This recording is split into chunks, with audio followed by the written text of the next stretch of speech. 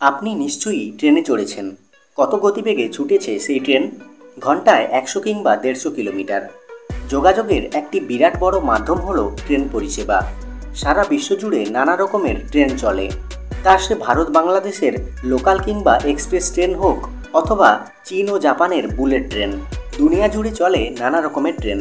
কিন্তু জানেন কি, এত এত ট্রেনের মাঝে বিশ্বের সবচেয়ে দ্রুতগতির ট্রেন কোনটি? কোন সেই ট্রেন যা গতিতে আর ৫টা ট্রেনকেও হার মানায়? প্রতিবেশী দেশ চীনেই আছে বিশ্বের সবচেয়ে দ্রুতগতির ট্রেন। ট্রেনের নাম সাংহাই ম্যাগলেভ, যা সাংহাই ট্রান্স র্যাপিড নামেও পরিচিত। জানতে চান এই ট্রেনের গতিবেগ কত? শুনলে ভিড়মি খাবেন আপনিও। সাংহাই ম্যাগলেভের সর্বোচ্চ বাণিজ্যিক গতি হল ঘন্টায় ৪৩১ কিলোমিটার। তবে এর আগে ২০০৩ সালের ১২ই নভেম্বর একটি অবাণিজ্যিক পরীক্ষায় ট্রেনটি রেকর্ড গতি অর্জন করে। আর সেই গতি ছিল চোখ ধাঁধানোর মতো। ঘন্টায় ৫০১ কিলোমিটার গতিবেগে সেদিন ছুটেছিল সাংহাই ম্যাগলেভ। ট্রেনটির নির্মাণ কাজ শুরু হয়েছিল ২০০১ সালের ১লা মার্চ থেকে। আর ২০০৪ সালের এপ্রিল মাস থেকে নিয়মিত যাত্রী বহনের কাজ শুরু করেছিল চীনের এই অত্যাধুনিক বুলেট ট্রেন।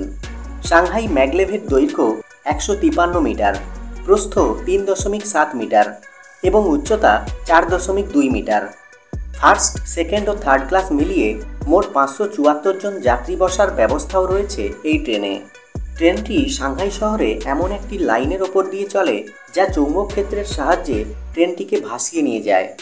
ট্রেনটি সাংহাইয়ে পাডং আন্তর্জাতিক বিমানবন্দর থেকে পাডং শহরের শেষ সীমানা পর্যন্ত যাত্রী বহনের কাজ করে চলেছে। ৩০ কিলোমিটার এই রেলপথে যাত্রা করতে সাংহাই ম্যাগলেভের কত সময় লাগে জানেন? মাত্র ৮ মিনিট ১০ সেকেন্ড। ট্রেন নিয়ে আরও ভিডিও দেখতে এই চ্যানেলটি সাবস্ক্রাইব করে পাশে থাকা বেল আইকনটি প্রেস করুন। ভিডিওটি ভালো লাগলে লাইক, শেয়ার ও কমেন্ট করুন। ভালো থাকবেন। দেখা হবে পরের ভিডিওতে।